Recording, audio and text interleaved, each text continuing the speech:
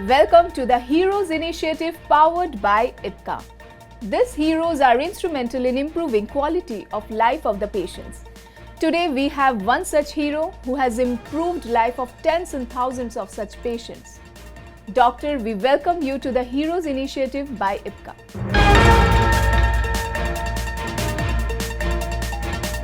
Doctor, are glaucoma a silent killer? My first question for you is, what are the early signs for glaucoma and how can it be detected before any significant damage occurs? See, the early signs of glaucoma, as I said, glaucoma is difficult to pick up by the patient himself because there are very few early signs. There are two types of glaucoma actually. It's an angle closure glaucoma and open angle glaucoma. Open angle glaucoma, usually patient does not pick up till it's very late because, usually in glaucoma, patient picks up the field changes. Field changes means your normal field of vision, it starts to deteriorate, it starts to contract. So that is very difficult to pick up. Patients usually come up with signs like, when I am driving, I have to turn my head fully towards right or left when I'm turning the car because I'm not able to, my peripheral field of vision seems a little obstructed. Routinely when we are driving, we can see right and left while looking at the front only, but patient has to turn his head fully to look at the sides. So that is one sign patients usually come up with. Obviously, if it's pretty late, there may be some decrease in vision. More importantly, than signs, patient has to be aware of if he can have glaucoma. So most important thing in this is family history. If the patient's parents or siblings have a history of glaucoma, then obviously the person has to be very aware about the glaucoma because it has a very high genetic tendency to travel in families. So if patient parents had glaucoma or some siblings had glaucoma, then patient has to go for a regular checkup for glaucoma. In angular closure glaucoma, it's a different scenario. Angular closure glaucoma, patients usually presents with pain or redness, recurrentness, frequent change in glasses. That is also a very common sign in glaucoma. Patient normally keeps on changing glasses every 3-4 months. Glasses being changed. Patient usually goes to an optician, gets his pair of glasses changed without actually going to a doctor.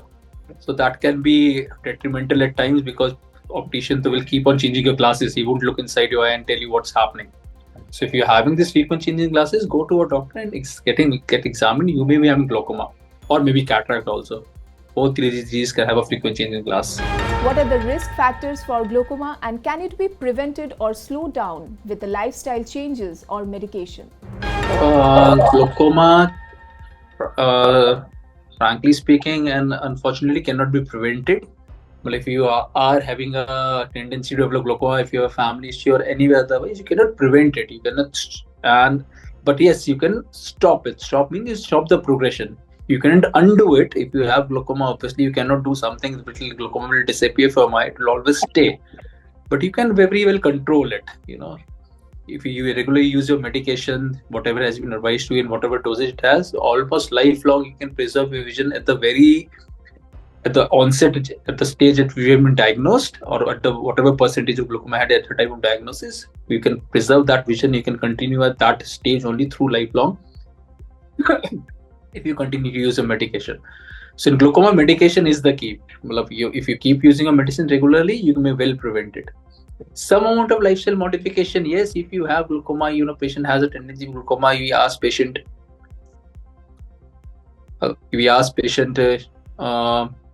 to avoid some exercises, like deep breathing exercises, or do some exercises which cause increase in intraocular pressure, like doing head upside down, Shirshasana and all those things. Doing heavy breathing exercises increase the intrathoracic pressure. That all to be avoided because that also tend to increase the intraocular pressure of the eye. But largely, only you have to be on medication. You have to be very strict about it. And whatever doses you have, and you don't have to miss it. Agreed, doctor, what you said. How often should I get my eyes checked for glaucoma, especially if I do have a family history of the conditions, doctor? Well, if you just have a family history, you are not diagnosed as glaucoma, I guess once a year should be enough. Once you have glaucoma, that depends on the severity of glaucoma, or the level at which you have been diagnosed. That may vary from 6 months to as early as once a month. But that your treating doctor can guide the patient better. But if you don't have glaucoma, it's just a routine checkup. I guess once a year should be fair enough. So doctor, your expertise and insights on glaucoma, a silent killer, are invaluable to this initiative, and we believe your participation will greatly benefit the patients.